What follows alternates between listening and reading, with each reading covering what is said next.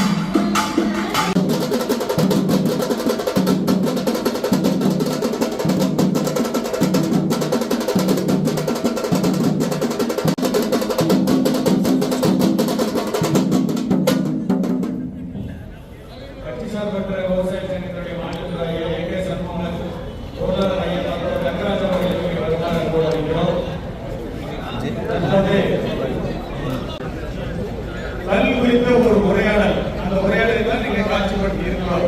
அது என்னன்னு பாத்தீங்கன்னா, சிறிய கட் பெரினே எமக்கியும் மண்ணே. அதாவது கல்லு குறைவாக இருக்கும் போது மன்னர் அதிகமான அவர்கள் அதை அவைக்கு கொடுத்து விடுவார்.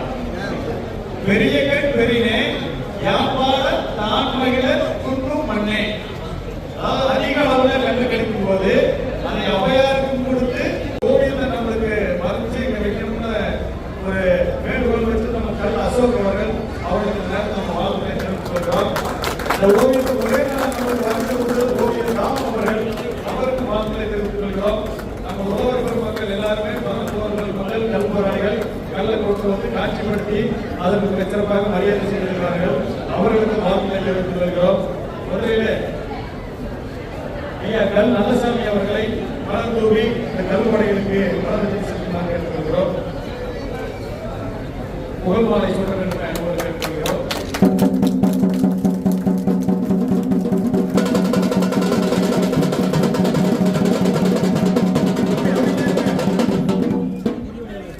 ஏன்னா குறுக்கூடாதீங்க, கொஞ்சம் ஃப்ரீயா இருக்கு. கல் எங்கள் உணவு, கல் எங்கள் உணவு, கல் எங்கள் உரிமை, கல் எங்கள் உரிமை.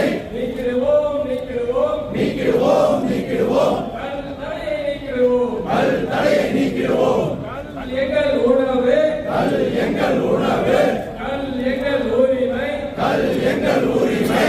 நீக்கிடுவோம் நீக்கிடுவோம் நீக்கிடுவோம் நீக்கிடுவோம், கல் தடையை நீக்கிடுவோம், கல் தடையை நீக்கிடுவோம். அரசியலமைப்பு சட்டத்தின், அரசியலமைப்பு சட்டத்தின் 47வது பிரிவு, 47வது பிரிவு மக்களுக்கு கொடுத்துள்ள, மக்களுக்கு கொடுத்துள்ள உணவு தேடும் உரிமையை, உணவு தேடும் உரிமையை மீட்டெடுப்போம் மீட்டெடுப்போம் மீட்டெடுப்போம் மீட்டெடுப்போம். கல்லை மீட்டெடுப்போம், கல்லை மீட்டெடுப்போம். கல் எங்கள் உணவு, கல் எங்கள் உணவு, கல் எங்கள் உரிமை, கல் எங்கள் உரிமை.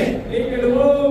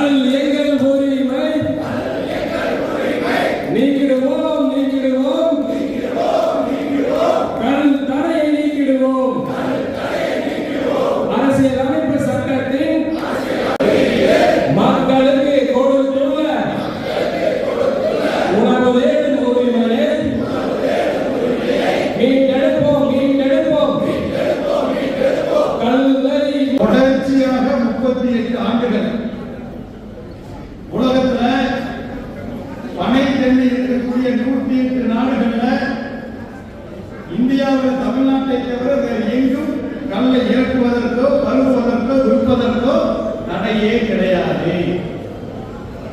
ஏன் தமிழ்நாட்டில் மட்டும் தடை? ஏன்னா விவசாயிகளாகிய நாம தேர்தல் வரும்போது கல்லுக்கு அனுமதி கொடுத்தா தான் ஓட்டு என்னைக்காவது சொல்லியிருக்குமா?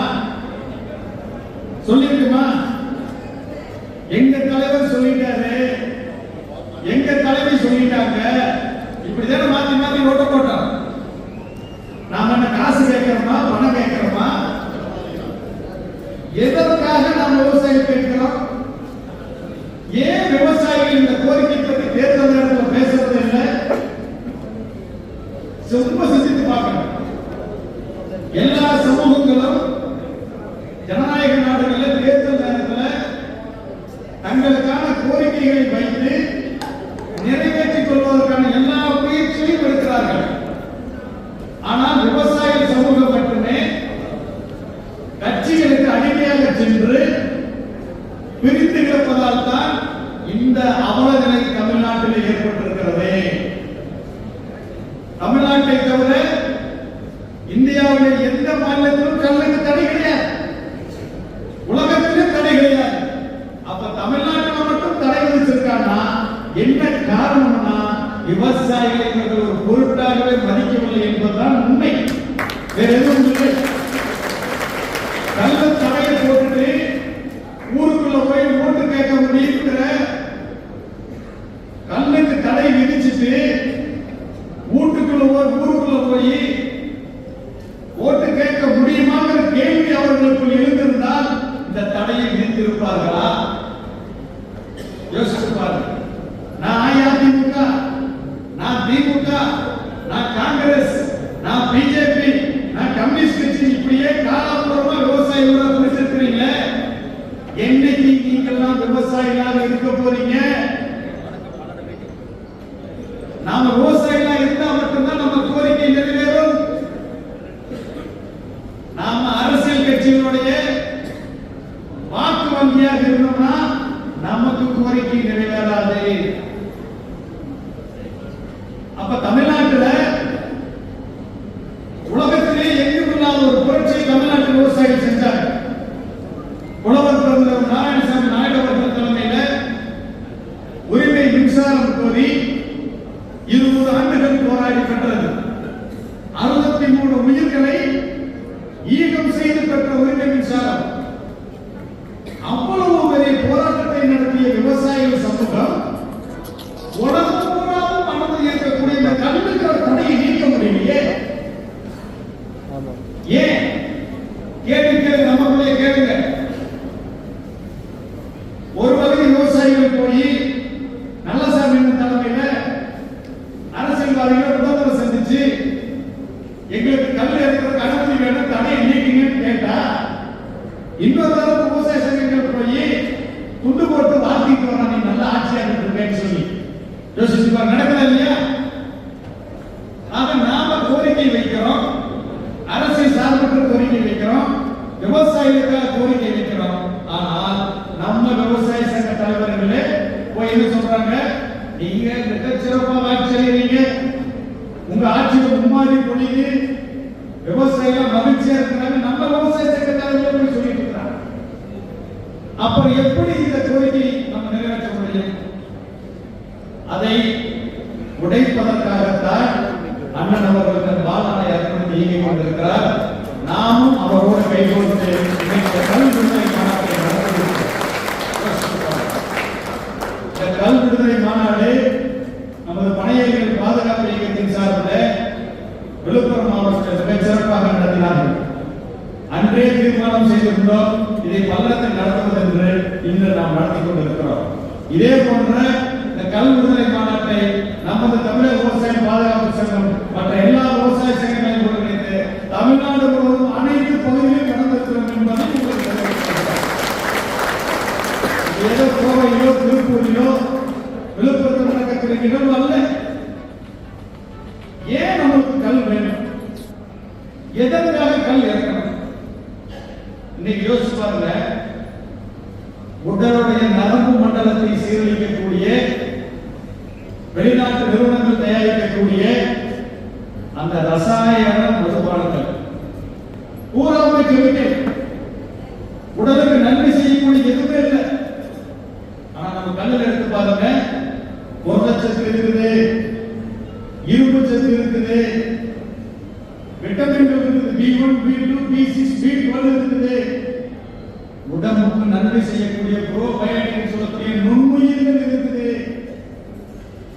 தாய்ப்பாலுக்கு அடுத்து அனைத்து சத்துக்களையும் கொண்ட ஒரு சத்து துளிர்க்காது. சேடை வாச்சி சேத்தலை ஓட்டி ஒரு 10 நாள் அந்த சேத்துக்கு தண்ணி விட்டு அதை குளிக்க வைக்கும் போது ஆட்கள் வந்துடும். குளிக்க வைக்காத அந்த சேத்துல நீங்க நட்டீங்கன்னா நாத்து நிற்கும், மேல இருந்து அப்படியே காஞ்சுக்கிட்டே போய் அப்புறம் கீழே துளுத்து வச்ச நாத்து அப்படியே துளுக்கு மேல. பயிருக்கும் ஆட்கள் தேவை. மனிதர்கள், பறவைகள், விலங்குகள், பயிர்கள் அனைத்திற்கும், அனைத்து ஜீவராசிகளுக்கும் ஆட்கள் தேவை. ஆனா இப்பெல்லாம் தாய் குளமெல்லாம் நிறைய வந்திருக்காங்க. இப்ப சமீப காலத்துல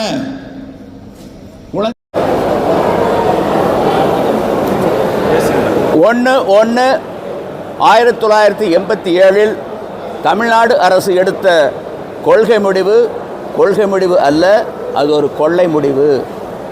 it is not policy, it is the inefficiency of the government. கொள்கை முடிவுன்னு என்ன? வெட்டொன்னு துண்டு consumption or prohibition.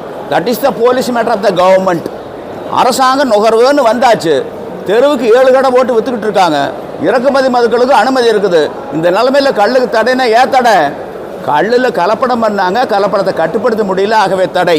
It is not policy, it is the inefficiency of the government. அரசியலமைப்பு சட்டம் 47வது பிரிவு என்ன சொல்லுது? கள்ள உணவுன்னு சொல்லுதா, மதுன்னு சொல்லுதா, போதைப்பொருள்னு சொல்லுதா, இல்லை தடை செய்யப்பட வேண்டிய பண்டம்னு சொல்லுதா? உணவுன்னு சொல்லுது, மருந்துன்னு சொல்லுது. தமிழ்நாட்டு மக்களுடைய வாழ்க்கை தரத்தை, வாழ்வாதாரத்தை கூட்டுகின்ற ஒன்றுன்னு சொல்லுது. இதற்கு தடை விதித்திருப்பது என்பது தமிழ் மக்களுக்கு, தமிழ்நாட்டுக்கு, தமிழ் இனத்துக்கு தமிழ்நாடு அரசால் இழைத்திருக்கும் ஒரு அநீதியே ஆகும். கள் தடை நீக்கப்பட வேண்டும். ஒற்றை இலக்கு தான் இந்த மாநாட்டினுடைய நோக்கமே, ஒற்றை இலக்கு. அரசியலமைப்பு சட்டத்தை மதித்து நடக்க தமிழ்நாடு அரசு கற்றுக்கொள்ள வேண்டும். 39 பேர் நாடாளுமன்றத்தில் பதவி பிரமாணம் எடுத்துக்கிட்டாங்கல்ல, எதை கையில் வச்சுருந்தாங்க? அரசியலமைப்பு சட்ட பிரதியை. அது 47வது பிரிவு என்ன சொல்லுது? நாடாளுமன்ற உறுப்பினர்கள் வர சொல்லுங்க வாரத்துக்கு. இந்த 39 நாடாளுமன்ற உறுப்பினர்கள் ஒரு பக்கம் கோர்ட்டு, எங்கள் தரப்பில் ஒருத்தர் மட்டும் வர்றோம். ஒளித்தக்கால் என்னாம் ஒவ்வொரு எலிப்பகை நாகம் உயிர்ப்பக்கடும்.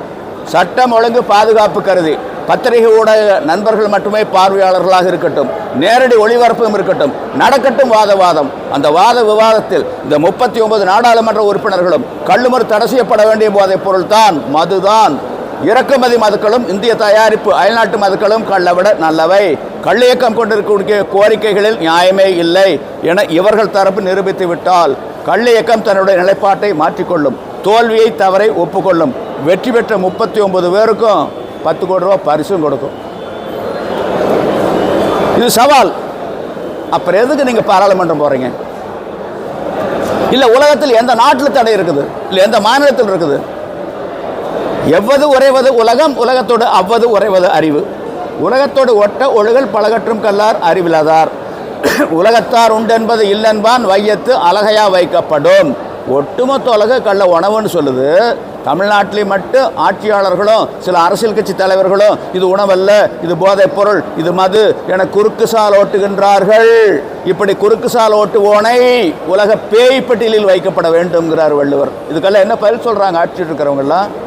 இது எல்லாம் ஒன்று, இதை பொறுத்தளவில் எல்லாரும் ஒன்று, நீ நானும் ஒன்று, மக்கள் வாயில் மண்ணுன்னு இந்த 38 ஆண்டுகளாக வெளுத்து வாங்கிட்டு இருக்காங்க. எங்களுடைய அறியாமை அறுவடை பண்ணிக்கிட்டு இருக்காங்க. ஆக நாங்கள் இந்த 8 கோடி மக்களும் செம்மறியாடுகளாக இருக்கின்ற வரை ஆட்சியாளர்கள் ஓநாய்களாகத்தான் இருப்பார்கள் என்பதற்கு இந்த கள் தடை ஏற்ற சான்று. யாராச்சும் இருந்தால் வர சொல்லுங்க. நீங்கள் பத்திரிகை நண்பர்கள் தானே, ஊடக நண்பர்கள் தானே, நீங்களே வாங்க, உங்களுக்கே 10 கோடி கொடுத்துட்றோம். இல்லை யாராச்சும் 7.5 கோடி மக்கள் இருந்து அழைச்சிட்டு வாங்க. நாங்கள் வந்து திறந்த புத்தகம், இதில் வந்து ஒழிக்க வேண்டிய அவசியம் இல்லை. We want transparency. மாநாட்டினுடைய நோக்கம் கள்ளுக்கு வைத்திருக்கக்கூடிய தடை நீக்க வேண்டும்ங்கிறது தான். அரசியலமைப்பு சட்டத்தை மதித்து நடக்க தமிழ்நாடு அரசு கற்றுக்கொள்ள வேண்டும். கற்றுக்கொள்ளாமல் போனால் அதனுடைய விளைவுகளை விரைவில் இந்த அரசாங்கம், இந்த ஆட்சியாளர்கள் சந்திக்க நேரிடும். அதனுடைய வெளிப்பாடு அந்த மாநாடு. எந்த மாதிரி விளைவுகள்னு எல்லா விளைவுகளும் ஏற்படும். சாம பேத தான தண்டம், கடைசியில் அது நடக்கும், வேற வழி இல்லை. மகாத்மா காந்தி என்ன சொன்னார்? 42ல் அகிம்சை சொன்னார். என்ன சொன்னார்? இன்னா செய்தாரை ஒருத்தல் அவனான நன்னயம் செய்து விடல், இன்னா செய்தார்க்கு மணியவே செய்யாக்கால் என்ன பயத்ததோ சால்வு, நண்பாற்றாராகி நலமல செய்வார்க்கும் பண்பாற்றாராதல் கடை, கருத்துன்னா செய்தவ கண்ணும் மறுத்துன்னா செய்யாமை மாசற்றார்கள், தன்னை தான் காக்கின் சினம் காக்க காவாக்கால் தன்னையே கொல்லும் சினம், சினம் என்னும் சேர்ந்தாரை கொல்லு இனம் என்னும் ஏமாப்புடையச் சுடும், ஒருத்தார்க்கு ஒரு நாளை இன்பம் பொறுத்தார்க்கு போற்றும் துணையும் புகழ், அகழ்வாரை தாங்கும் நிலம் போல தம்மை இகழ்வார் பொறுத்தல் தலை. இப்படி எல்லாம் சொன்னார்ல. 42ல் என்ன பண்ணாரு? செய்யலும் செத்து மடியினாரு. அந்த நிலைக்கு நாங்கள் தள்ளப்படுவோம்.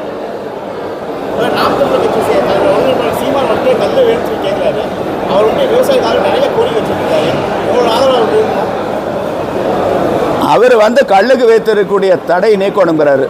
தெளிவாக இருக்காரு. அதை நாங்கள் வரவேற்கிறோம். அதை மக்கள் உணர்ந்து வாக்களிப்பது மறுப்பது அவர்கள் எடுக்கக்கூடிய முடிவு. நாங்கள் யாரும் திணிக்க போகிறதில்ல. இதில் நாங்கள் வெளிப்படையாக அறிவிக்க மாட்டோம். அவர் ஒரு கல் ஆதரவாளர், அதை சொல்லுவோம். மக்கள் புரிஞ்சுக்குவாங்க, வாக்காளர்கள் புரிஞ்சுக்குவாங்க.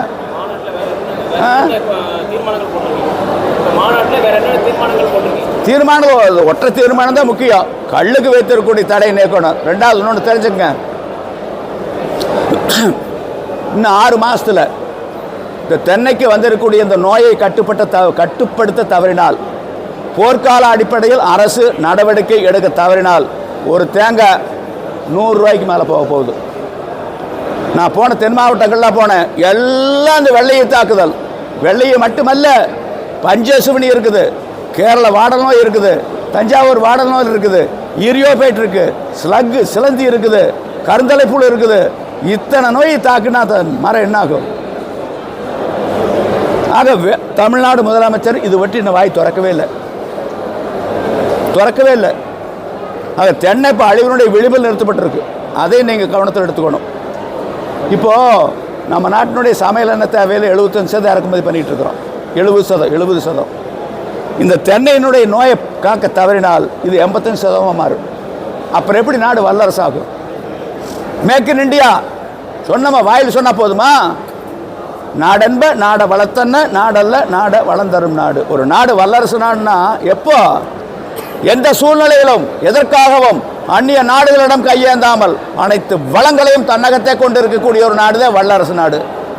எரிபொருள் 85% இறக்குமதி, சமையல் எண்ணெயில் 70% இறக்குமதி, பருப்பில் 60% இறக்குமதி. அந்த இறக்குமதி எண்ணெய்க்கு தான் மானியம். அதான் ரேஷன் கடையில் சந்தைப்படுத்துறீங்க. இந்தியாவில் விளையக்கூடிய தேங்காய், நல்லெண்ணெய், கடலெண்ணெய், விளக்கெண்ணெய், கடுகெண்ணெய் மானியம் உண்டா? இந்த சந்தைப்படுத்துறீங்களா? யாருக்கிட்ட ஓட்டை வாங்கிட்டு யாருடைய நலனுக்காக ஆட்சி பண்ணுறீங்க? கிழக்கிந்திய கம்பெனி ஆண்டதுக்கு நீங்கள் ஆளுக்கு என்ன வேறுபாடு? மகாத்மா காந்தி அந்நிய பொருட்களுடைய விற்பனை சந்தை அந்த இருக்கக்கூடாதுன்னு தானே அந்நிய பொருட்களை வாங்கி குவிச்சு தீட்டு கொளுத்தினாரு. அப்படிப்பட்ட நாட்டில் 78 ஆண்டுகளுக்கு பிறகு இப்படி இறக்குமதி பண்ணி மானியம் கொடுத்து சந்தைப்படுத்திக்கிட்டு இருக்கீங்களே, இந்திய அரசால் இந்திய மக்களுக்கு இழைத்திருக்கும் அநீதி இல்லையா? அப்படின்னா காந்திய கொள்கையை குழி தோண்டி போச்சாச்சு. அப்புறம் எதுக்கு 10 ரூபா நோட்டில் காந்தி படம், 500 ரூபா நோட்டில் காந்தி படம்? நாடாளுமன்றத்தில் ஒரு பாராளுமன்ற உறுப்பினர் வாய் திறந்திருப்பாரா? எதுக்கு போகிறாங்க பாராளுமன்றத்துக்கு? இல்லை, விழுப்புரம் மாவட்டம் பூரிக்குடிசை அந்த பகுதிகளெலாம் தொடர்ச்சியாக 4 மாதமாக கல்லிறக்க போராட்டம் நடத்திட்டு இருக்காங்க. ஆனால் போலீஸ் அங்கே இருக்கக்கூடிய பானைகள்லாம் உடைச்சிட்டு இருக்கிறாங்க. தொடர்ச்சியாக நடந்துகிட்டே இருக்கு. 4 ஆண்டுகளாக அவங்க மாமூல் கொடுக்காமல் இருக்கிறாங்க. என்னாச்சு? அந்த பயிர் பூரிக்குடிசை, அந்த கஞ்சனூர், நரசிங்கனூர் அங்கெல்லாம் இருக்கிறாங்க. காவல்துறை என்ன, நாங்கள் அங்கே தான் போய் அன்றைக்கி கள்ள குடித்தோம், குழந்தைக்கு நான் கொடுத்தேன், நானும் குடித்தேன், சீமானும் குடித்தார், மற்றவங்களும் குடித்தாங்க. ஒருத்தர் போலீஸ் உதவியோட மாமூல் கொடுக்கக்கூடிய நபர் ரசாயனத்தை கலந்து தினம் 30 கூட கல் விற்றுருக்கார். ரசாயனத்தை கலந்தால் போதை அதிகமாக வரும். எல்லாம் அங்கே குடிக்கிறதுக்கு போயிட்டாங்க மக்கள்லாம். இங்கே இயற்கையாக கல் இறக்கி விற்கிறவங்களுடைய வியாபாரம் பாதிச்சுது. உடனே இவங்கெல்லாம் போய் அதையெல்லாம் களையத்தை எல்லாம் கீழே ஊற்றிருக்காங்க. உடனே அடுத்த நாள் காவல்துறை, இது நடந்தது 19, அடுத்து 20ஆம் தேதி காவல்துறை வெகுண்டு எழுந்து ஓ பொறிக்கு திங்கிற கோழி மோக்கத்தறிக்கு வந்துட்டானான்னு சொல்லி போட்டு வந்து ஒண்டி வில்லுகளை எடுத்துக்கிட்டு வந்து ஒரு 100கணக்கான காவல்துறையினர் எல்லா களையங்களையும் உடைச்சிட்டாங்க. அதில் களையங்கள் கல் களையம் உண்டு, பதநீர் களையம் உண்டு, எல்லா களையங்களும் உடைச்சிட்டாங்க. வாழ்வாதாரத்தை இழந்த அவர்கள் தெருவில் நின்று பொதுமக்களுக்கு போக்குவரத்துக்கு இடையூறு செய்யாமல் அவங்க வந்து அமைதியான முறையில் காத்திருப்பு பண்ணியிருக்காங்க. அவங்கள வந்து அள்ளிக்கிட்டு போய் அங்கே திருமண மண்டபத்தில் அடைச்சி வச்சுருக்காங்க. அப்புறம் அதுக்கு பின்னாடி அந்த பகுதி மக்கள் உண்மை உணர்ந்து என்ன இருந்தாலும் அவங்களுக்கு மனசாட்சி இருக்குமில்ல, உடனே கொதி தெளிஞ்சிருக்கிறாங்க, விட்டு போட்டு ஓடிட்டாங்க காவல்துறை.